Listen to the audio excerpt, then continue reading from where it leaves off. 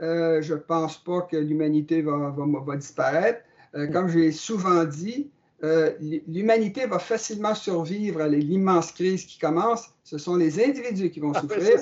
On sera moins nombreux, mais il y aura un saut qualitatif, c'est sûr. C'est ça. Ah oui, en passant, ça va être les lois de la biologie qui vont jouer, c'est-à-dire les plus chanceux, les mieux préparés, les mieux ci, les mieux ça. C'est ceux qui vont avoir accumulé toutes les formes de richesse qui vont traverser plus facilement.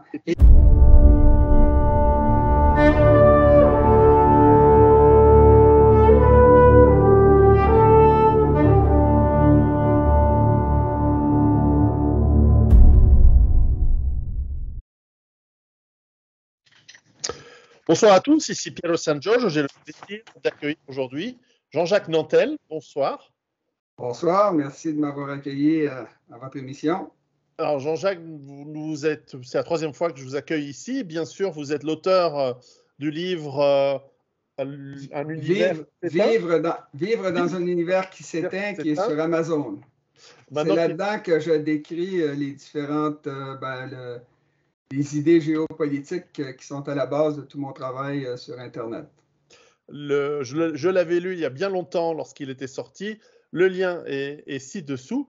Aujourd'hui, nous voulions parler colonisation, mais dans le sens du passé, c'est-à-dire pas comme aujourd'hui, c'est-à-dire l'Occident est colonisé par ses anciennes colonies, mais de la colonisation qui a eu lieu avant. Cette immense bêtise qui a été faite par, à mon avis, cet immense gouffre financier, immense bêtise d'aller amener une civilisation à des gens qui ne la voulaient pas et bref, dites-moi votre avis sur cette colonisation du passé en fait. Oui, mais écoutez, je vais aller de façon plus fondamentale. Ça, c'est ma façon de faire. Moi, le titre que je voulais donner à cette vidéo, c'est « La supériorité morale de l'Occident est indéniable ». Ça a toujours été évident jusque dans les années 1960. Dans tous les domaines, l'Occident dominait, on appelait ça le soft power en anglais. C'était que nos idées morales dominaient complètement l'époque. Alors, ce qui est arrivé depuis les années 60, eh bien, c'est un phénomène qui est bien connu des historiens qui s'appelle la décadence de l'Occident. La décadence, c'est dû à deux phénomènes. La décadence a deux propriétés très, très fortes. La première, c'est la destruction accélérée des richesses. La décadence, c'est dû à un enrichissement trop prolongé d'une population pendant plusieurs générations, ce qui fait que les gens prennent l'habitude non plus de produire comme tous leurs ancêtres, mais se mettent à consommer, à détruire de la richesse.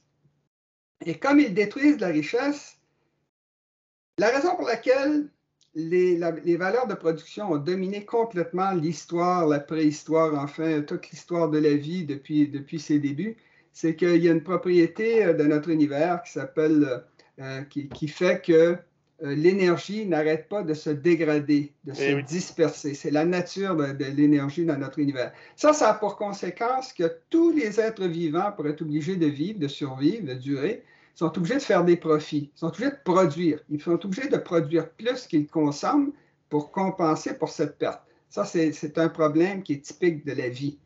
Et quand vous avez une population qui s'enrichit beaucoup, ben là, la richesse semble venir de partout, de façon gratuite. Et là, les gens se retrouvent à consommer beaucoup. Puis, bien sûr, ils se sentent coupables parce qu'ils consomment. Ils font l'inverse de ce que leurs ancêtres faisaient. Alors, pour se sentir mieux, ce qu'ils font, c'est qu'ils inversent les valeurs. Ils vous présentent le bien comme le mal et le mal comme le bien. C'est ce qu'ils font depuis 60 ans, depuis 1960 au moins. Et c'est le problème de base de l'Occident. L'Occident est présentement en décadence. Ce qui fait que, comme il y a des gens qui se souviennent ou qui sont contre, qu'on prenne juste des valeurs de consommateurs, je n'ai pas demandé à vivre, tous mes dus, mes parents doivent me faire vivre, etc. Là, toutes ces idées là que ils ont le droit de tout faire. Il y a toujours plus de droits et de libertés, toujours moins de responsabilités et de devoirs. Alors, le résultat, c'est que les gens ont inversé les valeurs pour une partie de l'Occident. Et bien sûr, il y a une guerre civile qui s'est développée entre les deux groupes. c'est-à-dire ceux qui disent nous, on a le droit de consommer, on a le droit de tout détruire, puis ceux qui disent non, il faut continuer de produire, comme ont fait tous nos ancêtres. La raison pour laquelle les valeurs de producteurs vont toujours finir par gagner, c'est parce que c'est la nature de notre univers qui est faite comme ça. Alors, présentement, en Occident, vous avez une guerre civile entre, on appelle ça l'extrême gauche, puis l'extrême droite. L'extrême droite, c'est tout ce qui est à droite de l'extrême gauche. C'est à droite de Lénine. Oui, c'est ça. C'est devenu des folies. Et comme les gens de l'extrême gauche, qu'on appelle l'extrême gauche ou le wokiste, comme ils disent l'inverse de ce que tous leurs ancêtres ont dit, alors ce qu'ils font, c'est qu'ils poussent ça au maximum. Aujourd'hui, on en est rendu à dire des folies, qu'on ne sait pas c'est quoi une femme, on ne sait pas c'est quoi. Un chien mâle, s'il décide d'être une femelle, il devient une femelle. C'est des folies, là. Les deux sexes existent. Bon. Alors, le résultat, c'est que les deux groupes s'affrontent. Les woke disent que la vérité n'existe pas. C'est pas vrai que le cœur pompe le sang, par exemple. C'est pas vrai que la Terre tourne autour du Soleil, tourne sur son axe. C'est pas vrai, ça. Ils vont au maximum de la... Et l'extrême droite ne fait pas mieux, parce que présentement, ce qu'on voit des gens comme l'extrême droite, la droite, parce que c'est tout ce qui est à droite de l'extrême gauche, ça, c'est l'extrême droite, c'est des nazis, c'est terrible, c'est des pécheurs. Alors, ce qui arrive, c'est que des gens comme Jordan Peterson, ils disent, les gens de la gauche disent que l'environnement est en danger, on va dire que c'est pas vrai. On va dire qu'on décide comme ça que c'est pas vrai. Mais non, c'est évident, c'est une pure évidence que l'être humain a un effet catastrophique sur les environnements naturels. Ça ne sert à rien de le nier. On peut nier le réchauffement climatique, dire que ça va trop loin, tout ça. Mais le phénomène de base, c'est que vous avez une guerre civile entre occidentaux au niveau intellectuel qui pourrait très bien déboucher sur des guerres civiles qu'on voit venir aussi bien en Amérique du Nord qu'en Europe, notamment en France. Mais une des raisons qui fait que le problème est grave, c'est qu'une autre caractéristique de la décadence, c'est la dénatalité. Comme il y a une dénatalité, il y a une baisse des populations, il y a des emplois qui se libèrent, et là, vous avez un mouvement de migration massive qui vient favoriser les gens qui défendent le wokisme. Et là, il se passe un phénomène tout à fait frappant, c'est que de nos jours, la domination morale de l'Occident sur le reste du monde est mise en question en Occident même, et c'est présenté. Le racisme aujourd'hui, c'est tout ce qui est contre les non-blancs. Mais le racisme anti-blanc, ça, c'est quelque chose de fantastique, de beau. C'est même pas du racisme, c'est naturel, c'est évident. C'est évident que les Blancs ont fait tout. Eh bien, ça, c'est faux. Et ça a toujours été faux jusque dans les années 60, et toutes les autres civilisations l'admettaient.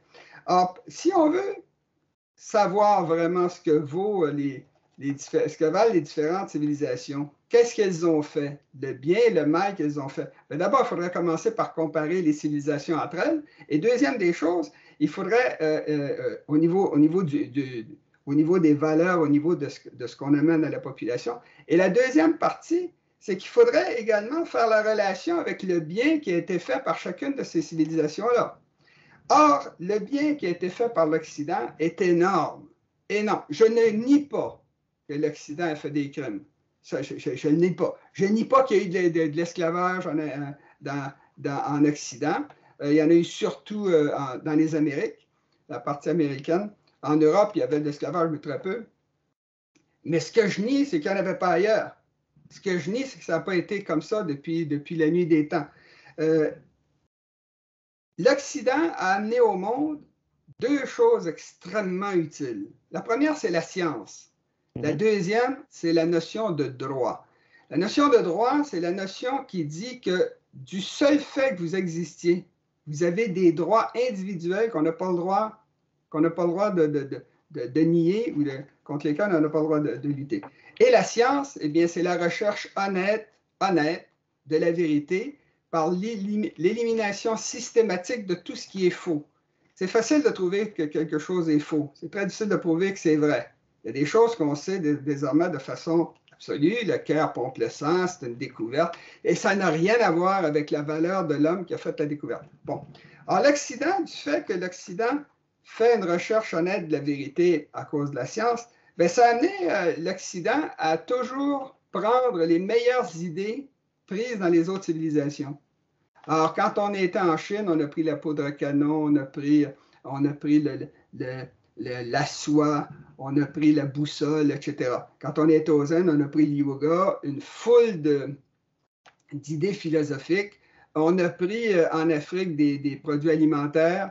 On a pris dans les Amériques beaucoup de produits alimentaires. Ça, c'est vraiment les Autochtones avaient découvert toute une série de le maïs, le tabac, la cocaïne, la courge, la canneberge, etc. Enfin, la patate, le manioc. Alors ça, c'est des découvertes. Alors, on a pris ce qu'il y avait de meilleur sur la planète, on a rejeté nos découvertes quand on rencontrait quelque chose qui était mieux. Et le résultat de tout ça, c'est que les Occidentaux, comme ils sont ouverts à la vérité et qui recherchent la vérité, ils ont fini par développer une civilisation par eux-mêmes. Et de nos jours, tout ce que les gens utilisent partout sur la planète, ça vient d'Occident. Ce sont des découvertes d'occidentales. Alors, moi, ce que je dis souvent, c'est que ce qui a fait la grandeur de l'Occident, c'est que l'Occident n'existe pas. C'est un ramassis de tout ce qui a été fait sur la planète, plus toute notre créativité, parce qu'on est ouvert à la vérité. Alors ça, c'est extrêmement important. Quand l'Occident a fait une synthèse du savoir humain, il l'a répandu sur la planète, ce qui fait que quand on a fait la colonisation, parce que comme on était en avance sur tout le monde, parce qu'on recherchait la vérité et non pas ce qui faisait notre affaire, alors le résultat, c'est qu'on a pu conquérir le monde, répandre partout sur la planète les découvertes chinoises, indiennes, du Moyen-Orient, d'Amérique. Et en plus de ça, on a ajouté toutes les découvertes qu'on a pu faire parce qu'on a un esprit ouvert. Alors, un des résultats de tout ça, c'est que l'Occident, colonisant puis ça, c'est jamais reconnu, l'Occident, dans ses colonies, a organisé les colonies, a organisé, a installé des capitales sur les côtes, parce qu'on arrivait par la mer, avec des chemins de fer, des routes, un système légal. On a sorti l'idée que la démocratie, c'était le peuple qui décidait à cause du droit inné de chaque individu, ce qui fait que tout le monde sur la planète, même ceux qui ne le font pas vraiment, font semblant d'être démocratiques, des républiques populaires de Chine, puis une démocratie islamique, puis des trucs comme ça.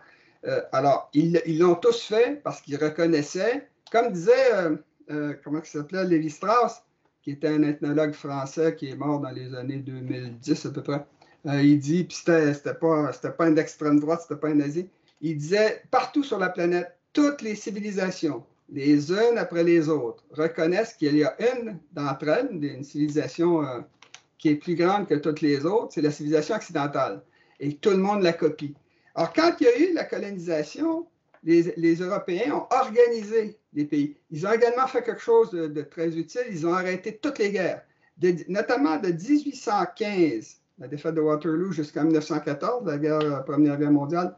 C'était une paix généralisée sur la planète. C'était fini les batailles de petites tribus qui se battaient entre eux aux Indes, un peu partout. C'était la paix généralisée, ce qui a permis évidemment à la population d'exploser, ce qui a permis d'organiser tous les autres continents. Ça, c'est le bien qu'a fait l'Occident dans le reste du monde. Évidemment, il l'a fait pour lui-même. Bien sûr qu'on l'a fait pour faire la richesse. Mais quand il y a eu une décolonisation, les gens ne se sont pas débarrassés de l'Occident. Ils se sont débarrassés des Occidentaux parce qu'ils ont continué par eux-mêmes à s'occidentaliser. Et comme disait encore Lévi-Strauss, il disait, est-ce que nous reprochent les pays pauvres dans le tiers-monde, ce qu'il appelait alors le tiers-monde, c'est pas de les occidentaliser, c'est de ne pas leur donner les moyens de s'occidentaliser.